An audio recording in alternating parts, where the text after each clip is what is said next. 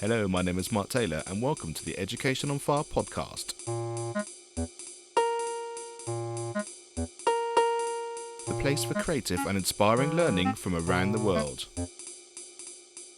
Listen to teachers, parents and mentors share how they are supporting children to live their best authentic life and are proving to be a guiding light to us all. Hello, welcome back to the Education on Fire podcast. Thank you so much for being here, and I hope that we're able to bring you as much support and help as we can over these next few weeks as we're back in a national lockdown here in the UK and I know across many parts of the world. So today I'm chatting to Jon Smedley, and he has over 20 years experience within education as a senior leader, a primary advisor and PE consultant. He works with schools across the UK and internationally, promoting the rationale and benefits of an active school day and focusing on how this can be achieved through active lessons, active teaching and learning strategies. Jon is also the managing director of the Teach Active, an organisation who work in partnership with the Youth Sport Trust and provide an online resource for schools to deliver the maths and English curriculum through physical activity. The multi-award-winning resource has received national recognition and praise and is benefiting hundreds of thousands of children each week. Just before I get into this fantastic conversation with Jon, here's a quick thank you to our sponsor. I'd like to thank the National Association for Primary Education for their continued support and sponsorship of the Education on Fire podcast. In March, they have a brand new conference which is online called Towards the Balanced and Broadly Based Curriculum. Now, the impact of the coronavirus pandemic on children's education may be perceived as a justification for narrowing the curriculum at the expense of the arts and the humanities. But this conference will explore the case for preserving young children's entitlement to as rich and diverse a curriculum as possible. Dr. Yude's keynote lecture will set the scene, highlighting some key issues and considering some lessons to be learnt from the period of lockdown. The subsequent presentations will focus on classroom practice, providing a spotlight on innovations which have been implemented in school and offering guidance for the future. Now, to find out more about this conference, please go to nape.org.uk/conference. That's nape.org.uk/conference. Hi, Jon. Thank you very much for joining us here on the Education on Fire podcast. Please tell us a little bit about exactly what is Teach Active and how is it that it's going to be able to support so many students all the way around the UK? Thanks, Mark. Nice to virtually meet you. Well, first of all, Teach Active, it's an online resource. It's a website that primary schools subscribe to. I say primary schools, we do have some secondary schools as well. And it provides lesson plans and resources on how to teach the maths and the English curriculum, but through physical activity and through just getting children up and about, non-sedentary behaviour, and whether that's in the classroom and just kind of bums off seats, or whether if we've got a bit more space going down to the hall, or if the weather's nice and it's lovely and sunny, let's get the children outside and learning maths and English, but perhaps just in a bit more of an active way. So just tell me, did the maths and the English side come first? Did the sort of the PE side come first, or was it really an amalgamation of the two together? I know sort of based on your history, sometimes you have a bent towards one or the other. Well, it actually came from, I was the PE advisor for the Wirral local authority, and of course supporting schools, I would just support them with all areas of PE and physical education and school sport.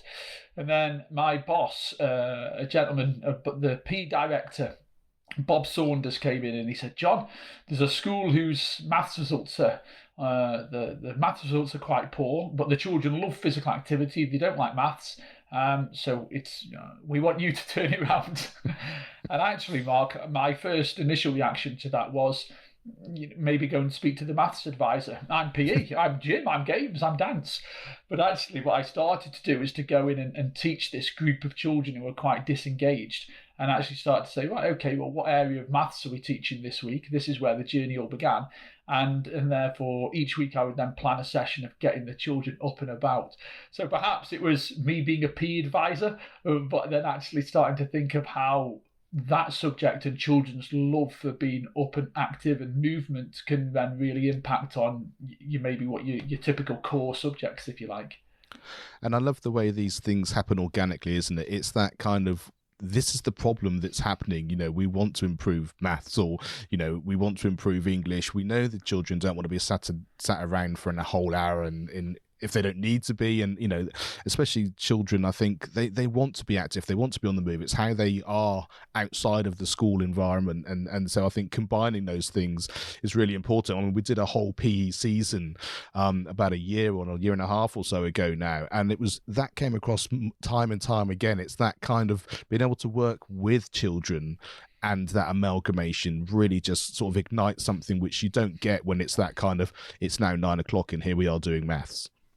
Yeah, 100%. And we do have children who don't like perhaps PE, or don't like I don't like football or rugby or sport specific, but all children like being active. Like, they're born to move. They're not born to be sedentary for, as you say, for long periods of time. So when we do this type of learning with the children, certainly they all really enjoy it. It's fun. It's engaging. They're actually learning sometimes, teachers tell me, and they don't actually realise they're learning. They think they're playing fun and fun games, but then it also develops so many other areas as well. They're working in teams. It's the teamwork, it's the social skills, that resilience and that determination. So what I suppose again started from let's improve maths results and then English results, schools started to report back much wider benefits as well, which is always pleasing to see. And I know you've got many, many lesson plans that come as part of what you do, but can you give us a sort of an example of what a lesson might look like, say, related to maths, as that's what we've been talking about, so people get an idea of exactly what that would look like? Yeah, like you say, the website, there's 3,500 plans, but there's certain ones. When I go and do a lot of teacher training, I get the teachers up and about, and we play some games.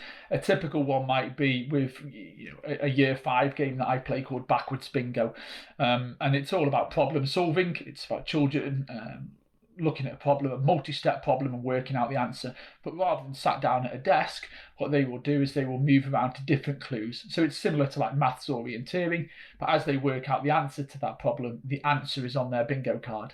So, and as they go then working out the 15, 20 clues, as they go along, would tick off all of the answers on their bingo card until they've completed the game. So again, it's problem solving. It's exactly what I want that children to do. It's not every day, Mark. It's not all of the time. It's to sit alongside and complement the other great work that the teachers are doing.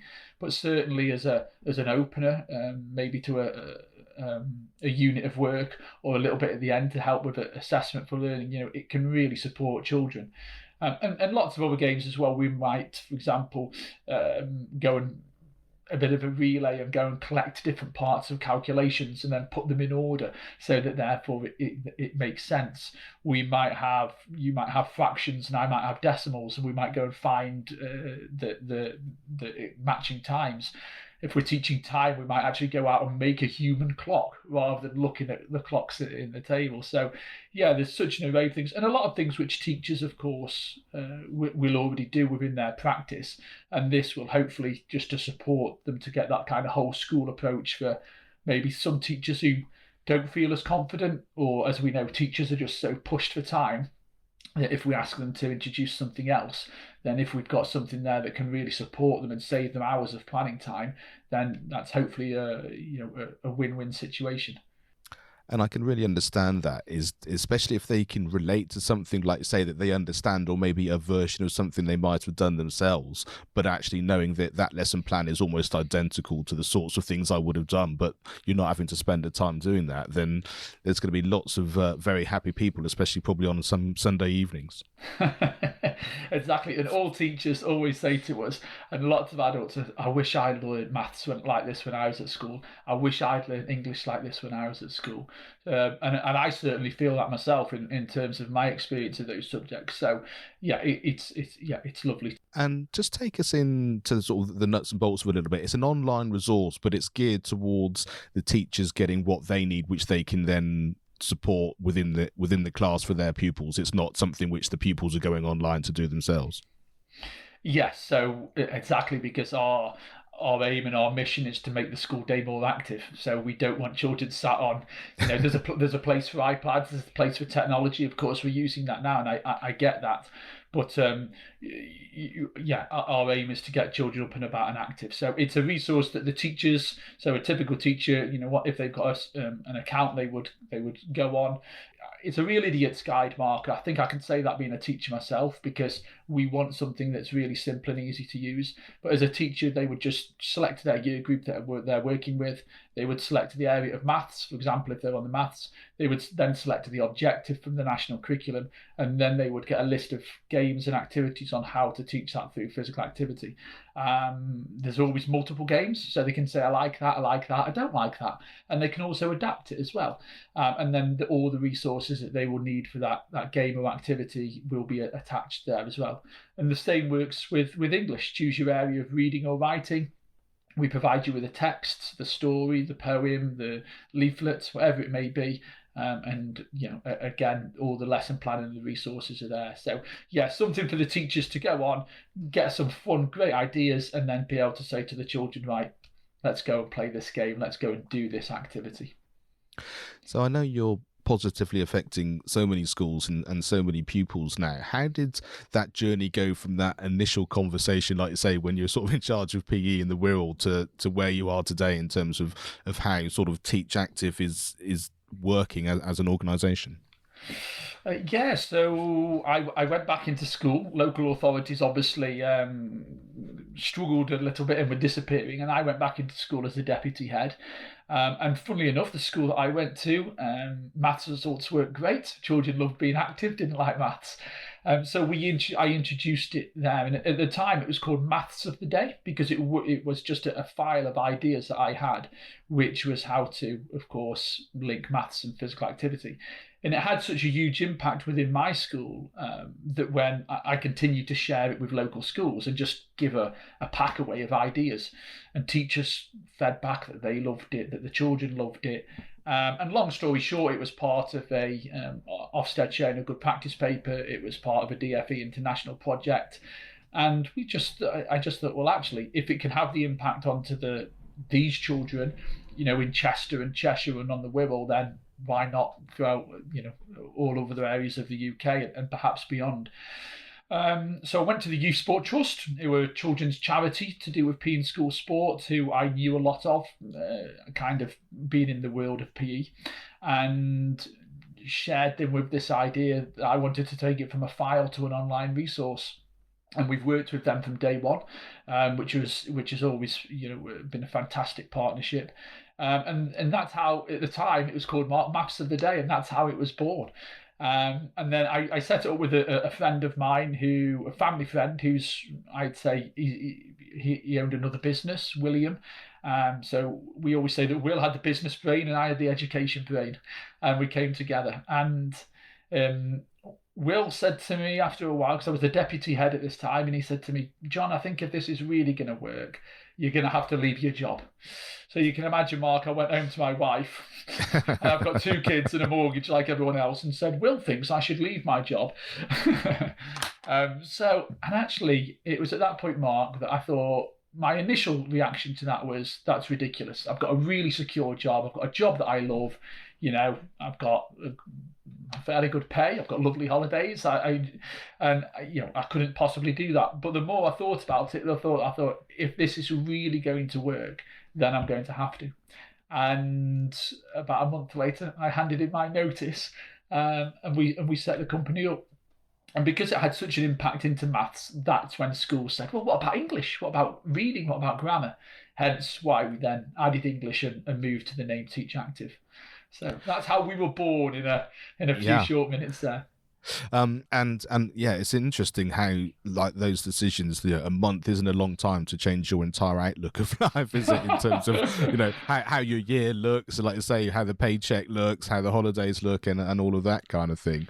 And I guess then, like you say, it gave you the opportunity for growth, and now with so many lesson plans and so many resources put into place, how does that work from an organisation point of view? Do you have a team of people that can support you? You have people actually writing the lessons plans for you?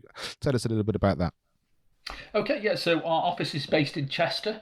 Although we've got staff working from home at the moment, like Of a lot of course, other yeah. people. But yeah, the office is in Chester. We've got a team of 8. We've got someone who will look after. We've got a graphic designer. We've got then a couple of people on school support who will look after our schools and make sure that we look at data, make sure they're using the resource, and of course make sure we can support them. We've got someone who looks after our systems. We've got our business manager. We've got a couple of then tutors who used to be then going out and about and into schools and delivering training sessions or going to different regions. But again, that's all gone on to kind of Zoom over this lockdown period. And to give you an idea of that, last year we ran 200 different events. So we've got an events coordinator who coordinates all of that and puts tutors on. And, they were all live teachers coming along, finding out what Teach Active is, playing some of the games like I mentioned before, and thinking, wow, finding out about the benefits and thinking, is this something that would be beneficial to my school? This year, of course, what we've done is, we Zoom, and it's all online and doing a lot of webinars, but still in the same principle, really. We very much do a lot of webinars which are free for all teachers. All of our teacher training is free.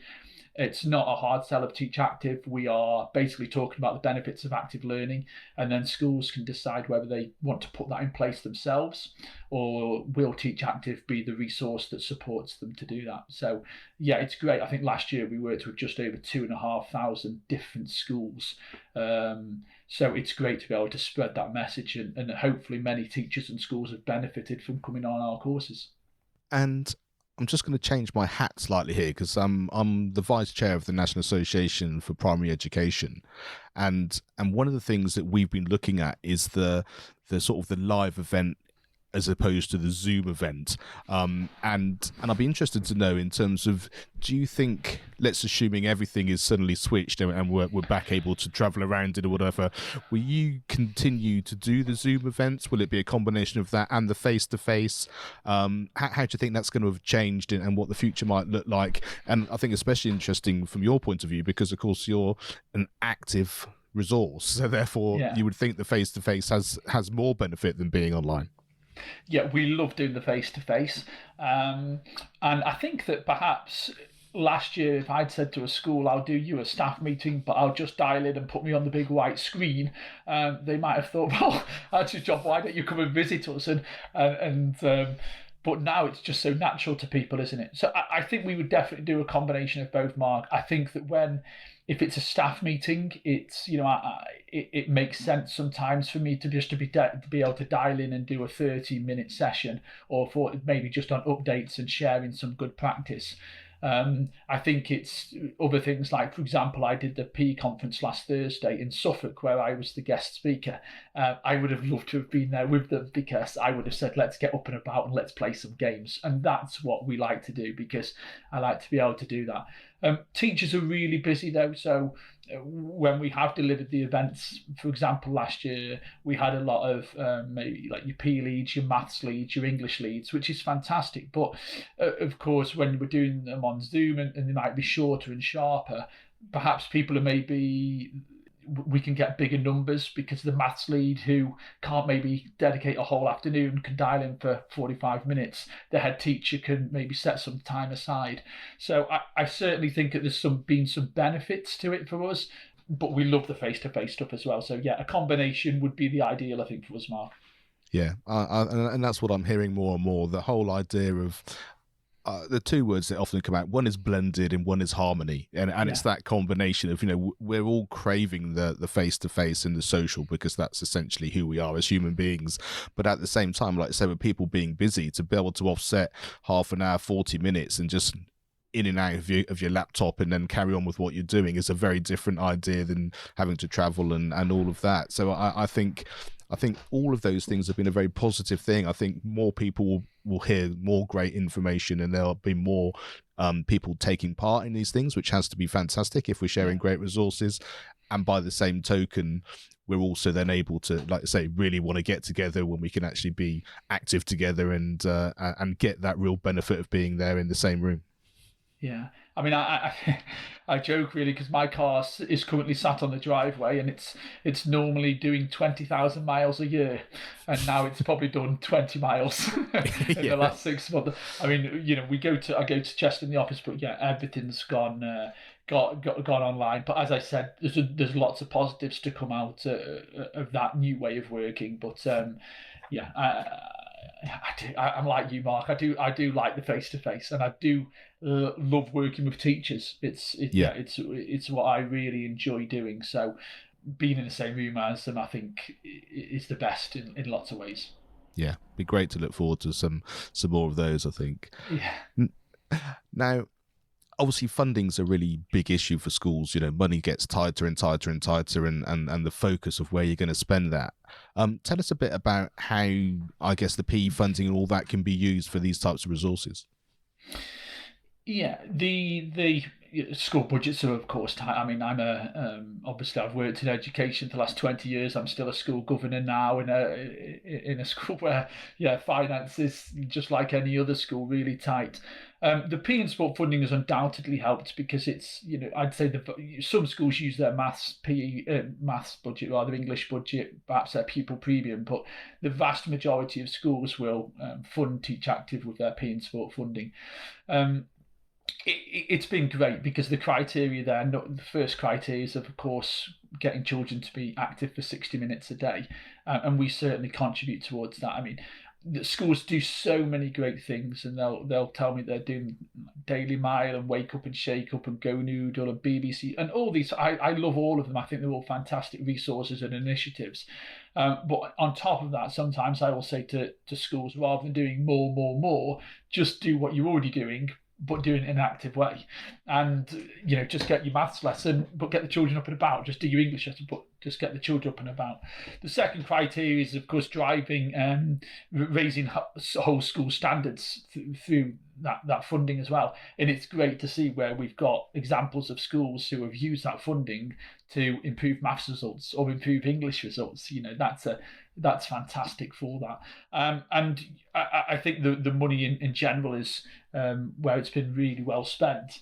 Schools have seen a huge impact, and long may it continue. Obviously we don't know what's going to happen next year with it, and I think hopefully in some guys, because the idea of active learning is still has to remain, and we've still got children who aren't active enough, and we still have to tackle that. So I do still hope that it remains on the top of government agenda, and I hope that schools continue to get funding to allow things like this to happen.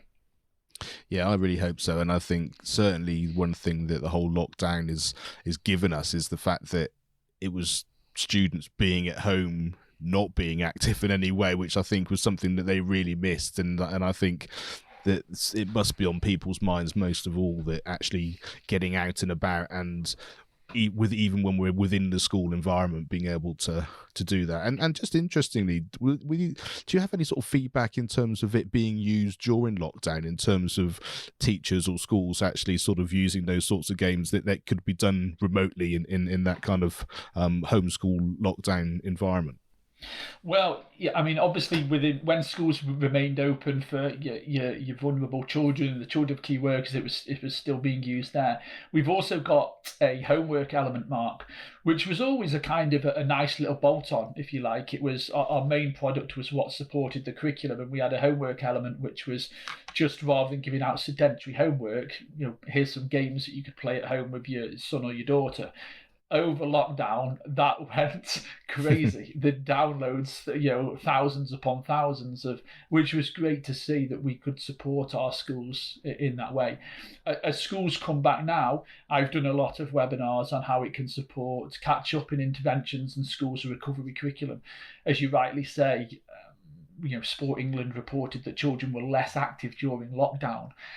We know that head teachers, from some research that we've looked at, head teachers are worried about many things, but number one being gaps in learning, which obviously is, we tell children not to have a holiday in school time or be late for 5 minutes, and suddenly they've had the whole of the summer term off. So we've got that. They're also worried about the lack of activity that children have been doing, and then the other one is the emotional and mental well-being.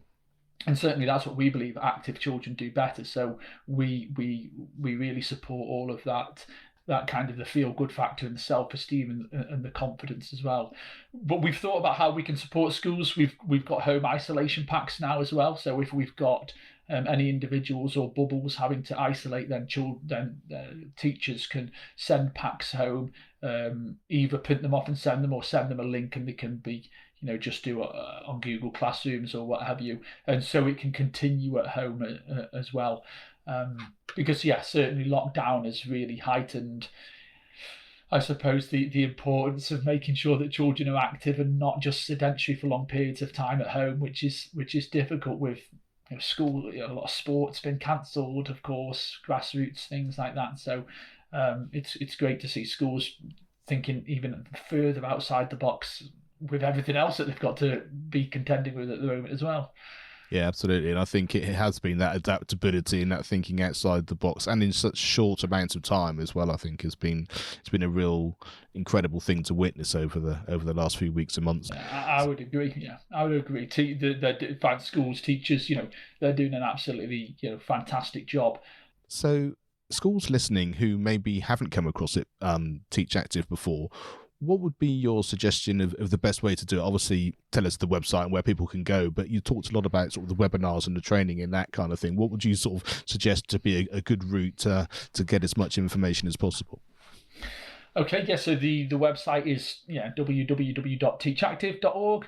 If you go on there, you'll be able to read some case studies of where schools have found this to be really useful, and where, I suppose, on the shop floor, this has really made a difference within our school. And some remarkable results there in terms of schools going from national averages to the top 5% in maths results nationwide, schools results going up 21% increase in 12 months. We've got some real success stories.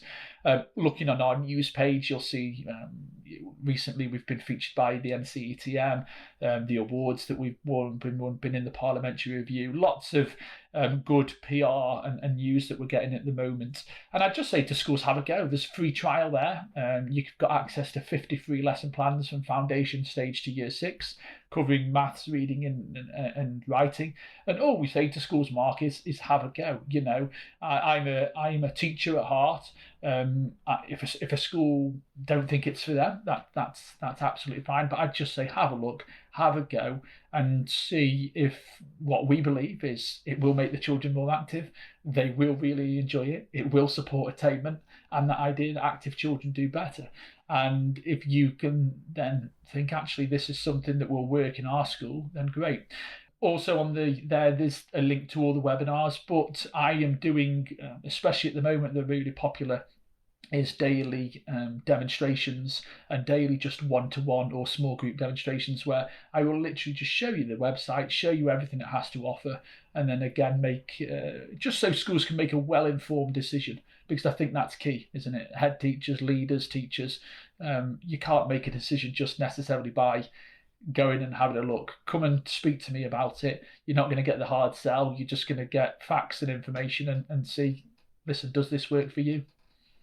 I love that. And another theme that's certainly come up in the last few weeks has been the sense that everything is about relationships. It may well be that you have fantastic resources. It may well be that it does a brilliant thing for pupils, but it's about the relationship with the people that you're working with, as well as the actual resources themselves. And I think to be able to go and have those sorts of conversations, like you said, and understand exactly what the company's all about, exactly kind of your background, which is why I love doing these interviews, because it really gives a really sort of human element to what is, like, say, an online resource. And I think it's that blended idea of understanding which really helps people and puts them in the best frame of mind, really. So, well, Jon, thank you so much for being here. Thanks for sharing all that wisdom and supporting so many teachers and pupils around the country. And I'll look forward to maybe having a chat again in the near future.